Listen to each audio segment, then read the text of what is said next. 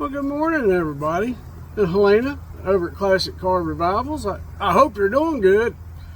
And I know it's a full-time job keeping my tall brother in line, but you got it. But as y'all can see, I done showed up over here. Well, actually, I got here really early this morning, but it's just now getting to the point where I can really get on this thing. This is the one I was talking about that is in dire need, or supposedly, of injector O-rings. And from everything that the driver was describing to me and what the maintenance coordinator was talking about, I was like, yeah, you're probably right. That's what it needs. But I walked to this truck, start the key in it, and she fired right up. I mean, no hesitation, no turning and turning and turning like what they were telling me. That's not generally indicative of injector O-rings. Usually when you got injector O-rings or cups, it's going to hard start like that, and it's going to do it every time. But this is acting more to me like return check valve in the head, or maybe down there in the fuel filter base, which I don't have the parts for today. But I'm going to go ahead and give it a good quick check over. And of course it's going to cost them, but I've got to make sure that what I'm thinking is right. But I'm going to tell you right now that I don't think O-rings are a problem, just because it fired right up. Injector O-rings don't do that. Once they get hard start on that, it's hard start every time, except for like hard start in the morning, and then if you shut it off on a fuel island or something like that, generally they'll start back up. But not after the thing is already set. Like this truck got here yesterday about 3 o'clock, I think. And it's sat here all the rest of the day and all night, and for it to fire up like that, nah, not O-rings. But I'm going to look at it anyhow. I was going to show y'all some really cool stuff if I had to do it. I still might show you some tools here shortly. But y'all have a good one, and I'll catch you after a while. If I get into something a little interesting here in a little bit, I'll do a little video on it, but I'll catch you later. Well, I'm back again. Even though I'm not going to do injector O-rings on that thing today, I've got enough stuff with me. I was like, I'll just show you guys a few things that you're going to need. If you don't know what to look for in the cups for the pitting, how bad the pitting needs to be, and things, just go ahead and get cups and do them too while you're at it. That's the best, safest way to do it. Let me flip you around. Now, I've laid a few things out here that you're going to need. Once you get the valve cover off and you're sitting there, okay, now I'm ready, I got to pull this rocker shaft. Well, when you get ready to pull that rocker shaft, and there's a sequence that you got to go through. Generally, if you guys will just start on each end and don't loosen them up all the way at a time, just go to the far end, back it off 3/4 of a round on them two. Go to the end. Now, the one down there next to the gear group, that last one, it's a bigger bolt. And you're going to have to get on that thing with a 1/2-inch drive ratchet. I mean a long handle, because she's tight. I mean, if it's done right, she's really tight. Get them all broke loose to the middle. Then come back there and do it again, and maybe go around on each one until you got it where she's at full rise and every one of the bolts are free.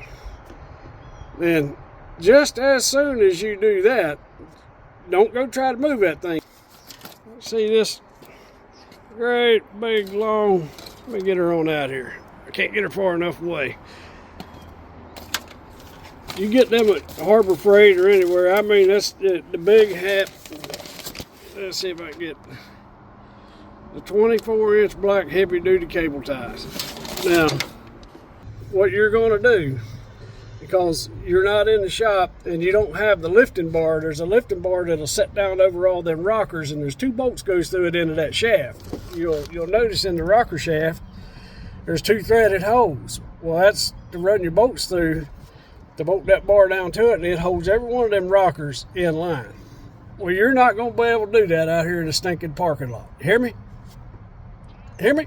So, this bad boy right here, you go down through there and you zip tie each group on all 6 holes of them rockers together. Now, they're still going to be able to rock and move, but they're going to move as a unit. Makes it easier to deal with later. Now, down on the far end towards the firewall, because the MP8s and the D13s, you know, the gear groups in the back of the motor, you know, they had it right on the 12 liter with it up there on the end it's supposed to be on. But I've got a mud flap that I cut out that'll lay in around that gear group and cover all the holes and the drop down that goes in the back. It is extremely important for you guys, if you're going to try this out on the road, you grab you a handful of shop towels and you get back there and you stuff them shop towels down in around that gear group, in between it and the back cover, so nothing can get down in there. Because just as sure as God made little green apples and fellers like me to eat them, when you start lifting that shaft, either a bridge, well, the Jake piston is a little big to try to get down in there, but a bridge will jump off of them valves, it'll go right down in that gear group, and guess what you're doing? You're pulling the transmission out of that feller, you're blocking up the oil pan, and you're pulling that gear group cover off to get that out of there. Calls for a really bad day, so a little stuffing of the shop rags will keep that from happening. Then just get you a couple of nice long pry bars. Well, they don't even have to be really long. Let me look up in here. Something like this. Get a couple of them pry sticks. Start lifting that rocker shaft off at the front and the back. And you're just going to lift it up over the back edge of that cam. You think it's going to fall off over on the turbo and the manifold, but when it gets about 2/3 of the way over, it'll stop. It'll be out of the way. Then you're going to go through, you're going to unplug all the injectors down in the bottom. Now, if you were in the shop and you get the rocker shaft all the way out of the way, this little tool right here, got this little thumb latch down here on the bottom, she works pretty good. You can open that bad boy up, set it down over the injectors, and that's a little slide hammer, and you just pop the injectors out of the hole. But the way we're doing it out here, the ends of the dang rockers are going to be just a little bit in your way. So, is you're going to take, probably, let's do this one right here. Get you one of these lady slippers, pry bars, and once you get the injector hold down bolts out, you're going to slip that up under the injector hold down fingers and just pull on it, and it'll pop them injectors out of the hole. Be sure when you're doing these O-rings and these cups, if you're going to reuse the injectors, if it was running good, I mean, you know, Mac and Volvo would say, you know, put a 6-pack in it. Well, you know, not everybody has got $8,000 to throw a set of injectors in something. You hear me? Use them. If it was running good, and I'm assuming that you've already went through and done an injector balance test, and you can see, okay, the flow is not terrible bad, but I'm compensating positive or negative here or there, and you've done it long enough, you know why. That's why you figured out, yeah, we got some O-ring issue going on or a hard start. So, after you've got to that point, and you are going to pull the cups out. This tool right here. Now, the way this thing works, let me slide these fingers back, is this end of this, if you can see it right there, you will start, kind of hard to do this one-handed. Let me take this off. Come on. I gotta try to hold y'all, and there we go. This mug comes apart. This section right here, now you can get a better look at it. Let me shove it down on the end. This end down here, you're gonna back this nut off, and it lets this extend on out. See that? Now you're gonna draw that nut up when that's down in there, and it's gonna start sucking this up in, and it's gonna grab a hold of that. Well, like I was saying before, y'all didn't see it, but Adam reached across the TV and right in here, and he run his finger right across the stop record button. Once that pulls up in there, you're gonna put your injector hold down finger back on there and get this torqued in place. Then you're gonna start turning on this nut right here, this big one, and that's got a bearing in it right down here in the bottom. See that bearing spins free while it's sitting on it, and just start turning and pulling smooth on it. It'll pull that cup right out of there. So hey, I'm telling you, it's not a terrible job. It just looks that way, you know. Sort of like, no, I'm not a diesel tech. I just play one on TV.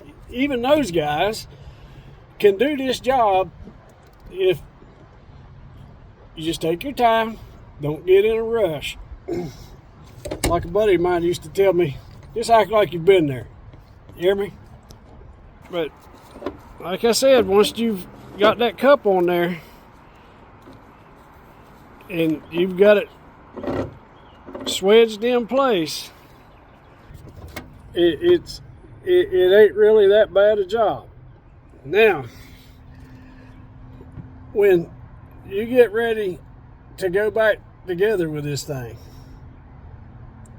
and you've got all your bridges setting back on there, make dang sure, because I'm going to tell you right now, I always go through and I slide every one of them Jake brake pucks out of the hole, because they're going to fall out anyhow. Once you get them up there, they might set up there for a little while, but they're coming out.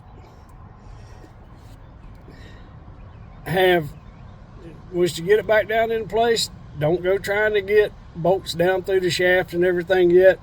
You're going to go through and make sure all your bridges are on your valves, with the slot facing back out towards the driver's side. Now, go ahead and slide all your Jake pistons back in. Have that thing setting down on them bridges, and you've made sure all the bridges are in place and all them injector pucks for the Jake housings are on there. It's got its own little rocker. It operates off oil pressure. Kind of not a bad deal. It does work pretty good. But only then, once you know all the bridges are there and you've reached in there and you can't wobble them around, you wiggle them a little bit, but just grab the end of it and see if you can move it back and forth on every one of them. Then start putting your bolts in. Now, there's a sequence, and you guys can Google it, on which bolts to do first. It'll have a whole sequence on if you've removed the cam, and if you have not removed the cam, you're gonna go online and you're gonna get that whole procedure. And you're down in the lower section, it's gonna be, if cam not removed, then you're just gonna do the shaft. I've got a little piece of paper that I haven't wrote down on, because I've done like 17,000 of them, and I still can't remember the whole procedure of which ones to start with. But generally, as a rule, if you can't find that sequence, you're going to start in the middle and start working your way out slowly. If you've done the middle ones, go here, work your way to the end, not trying to pull it all the way down. Start in the middle until you get just a little snug. Go to the one, if you're standing there facing it, go to the ones to the left of you. Start them until it gets snug. Go to the ones to the right of the center. Start them till they get snug. Keep working your way back and forth until you get to the ends. Then come back to the middle and do the same process until you have it pulled all the way down in that order. You guys got to remember, this rocker shaft is hollow. It carries oil pressure. Very easy. If you try to torque this thing in wrong, you'll crack that shaft, and then you're going to have issues. I mean, big time issues. So be gentle. If you do it like I was just telling you right there, and just pull her down slightly and easily all the way in stages until it's pulled down, you'll be fine. Then it's not a big torque. I can't remember the number right off the top of my head, but you're going to torque it and turn it 90 degrees. I've even got the number wrote down that I know what it takes torque-wise for them bolts to be turned 90 degrees from preset. But like I said, I got it wrote down because I keep forgetting it, and that's why I know.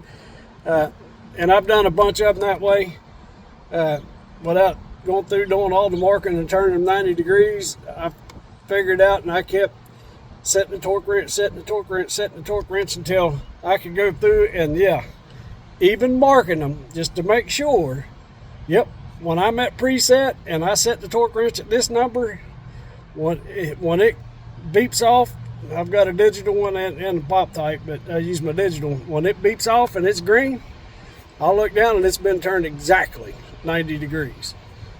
So I wish I had my notes with me so I could tell you what that number was.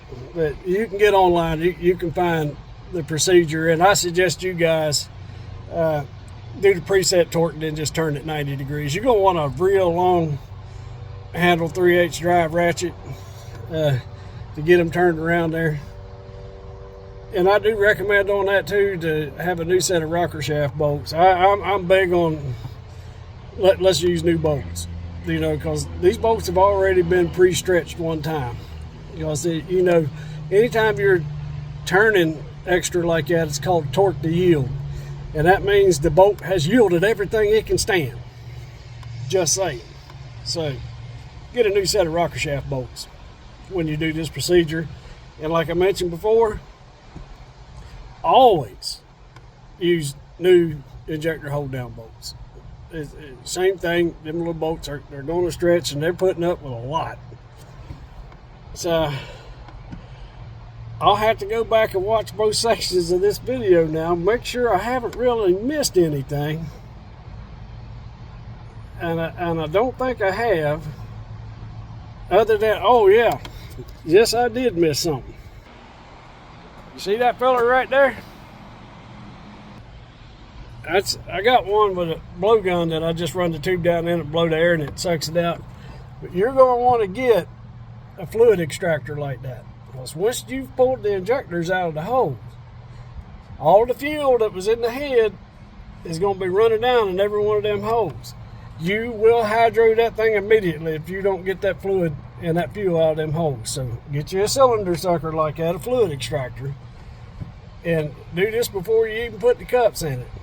You're going to go through and you're going to pump that thing on vacuum until it sucks all of that fuel out of them holes. Then you're going to be all right.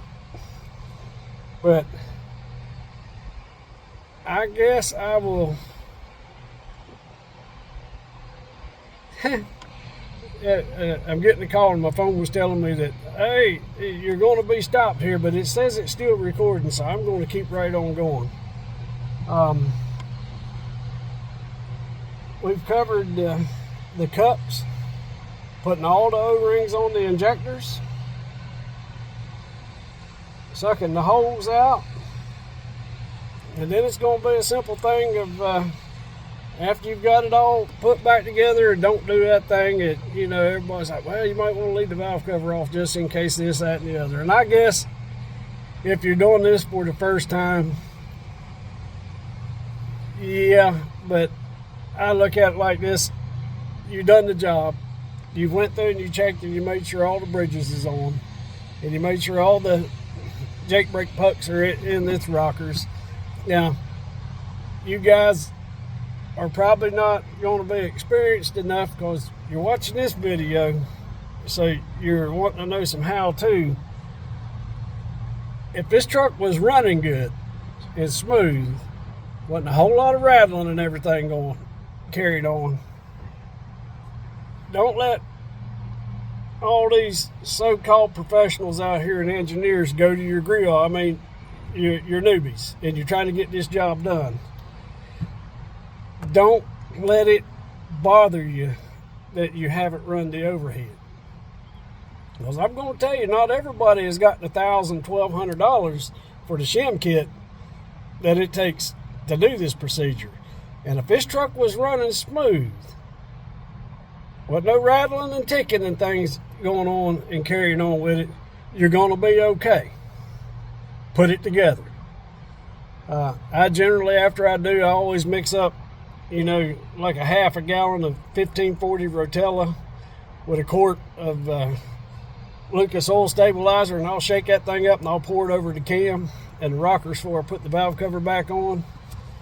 And so I know that I'm not going to have dry start up there, which you know as well as I do. If the engine's set overnight anyhow, that oil's done run off there anyway. But reach down there on your primer valve, prime that thing until you'll hear a little bit of squealing noise. What that is it's pushing the air through as it's pushing the fuel through. And when you quit hearing the squealing noise and you just hear a good click, that means you're getting all fuel going through it.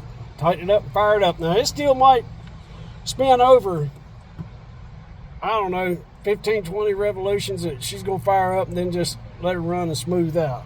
And I generally go ahead and put it all the way back together. That way I can let it run, get up the temp.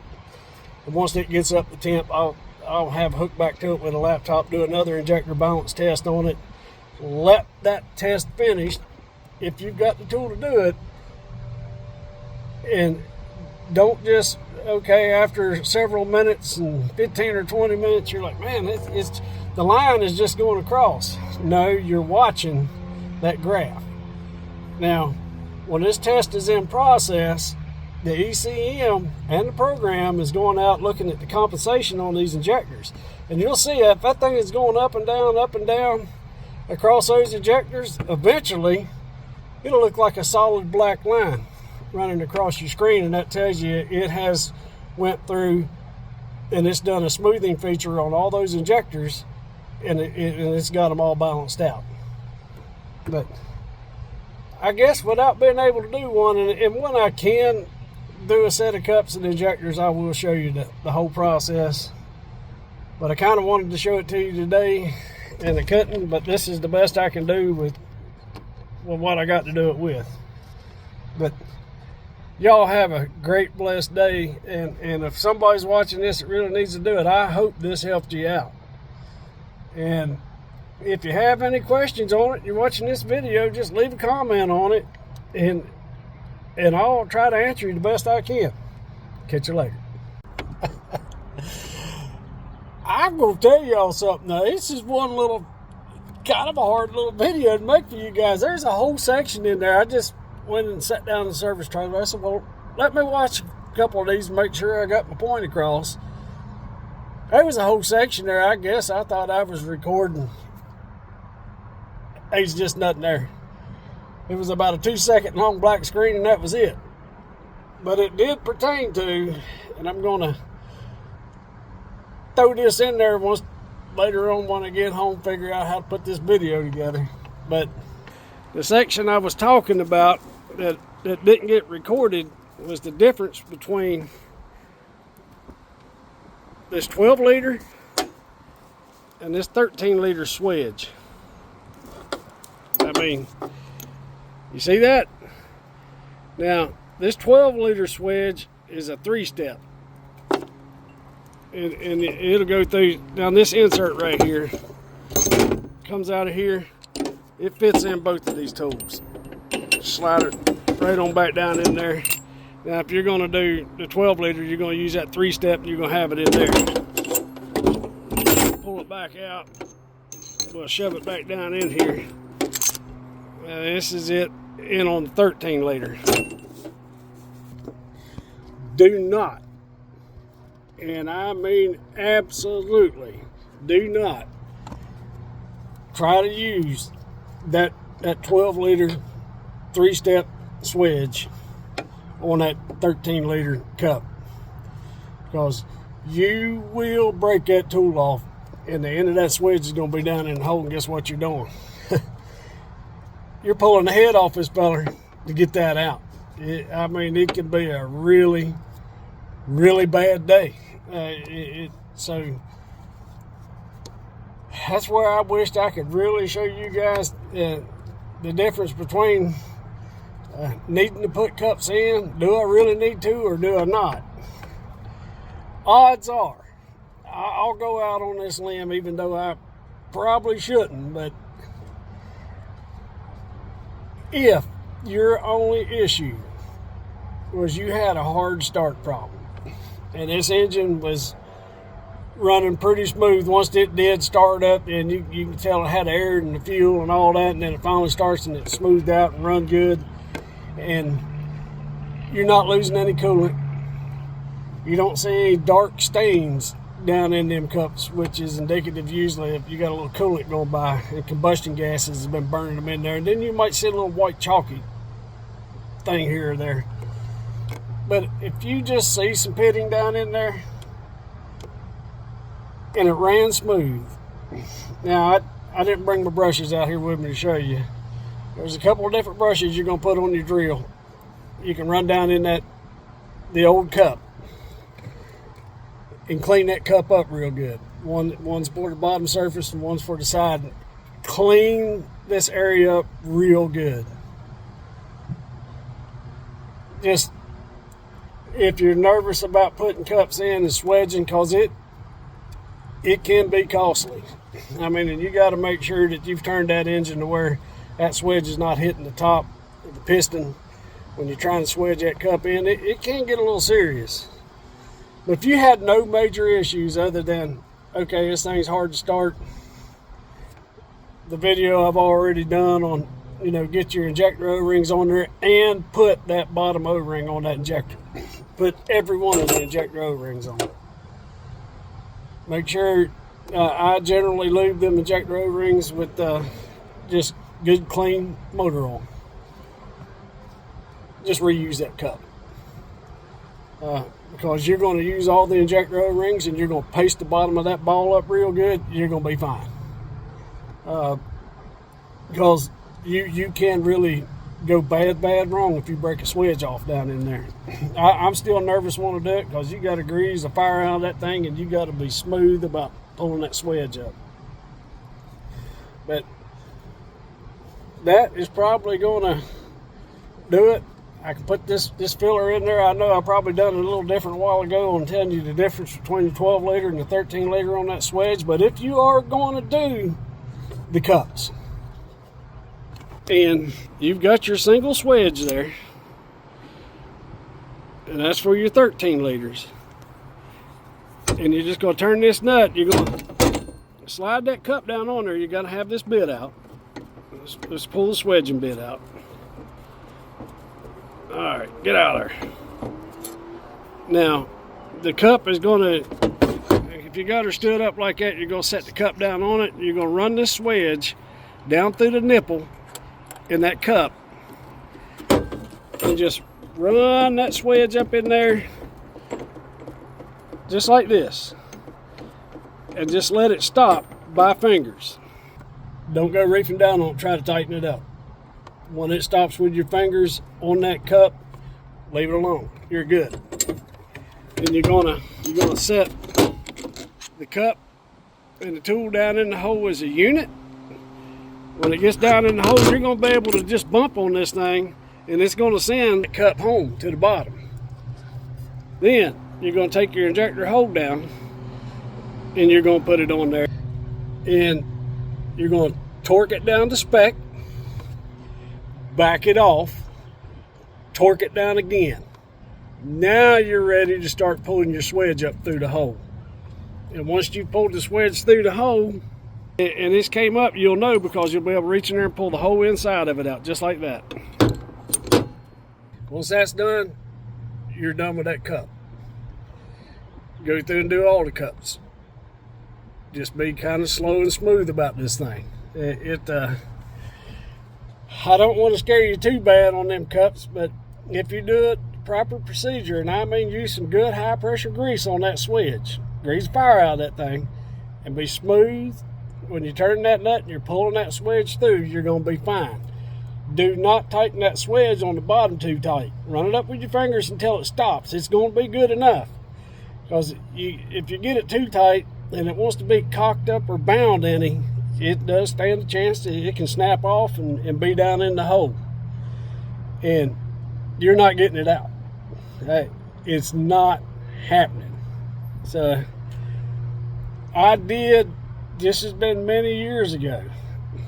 I did manage a boy done it in the shop, and it took me several hours, but I did manage. I pulled that cup back out, and I got down in there with a little tiny, it looks like a snake, a little soft wire magnet, and I got a hold of the end of that swedge, and I worked it up through that hole, and it fits through there because the cup tube's not in it. You're not flaring it out, and I got it out. Saved a couple of days of work, but unless you've got the patience of Job and you're able to do that, you're pulling the head off. And if I couldn't have got it out of there, we'd have been pulling the head off, and he'd have had to eat that. But y'all go through the rest of the procedures, and I'm going to put this section in there too, like I did a while ago when Adam reached through the TV here and he hit my phone and it stopped recording, and I had to do that one. So I'll pick a spot and I'll put this one in there too. Y'all have a blessed day, and I'll catch you later. Thank you for watching Parked Up Garage.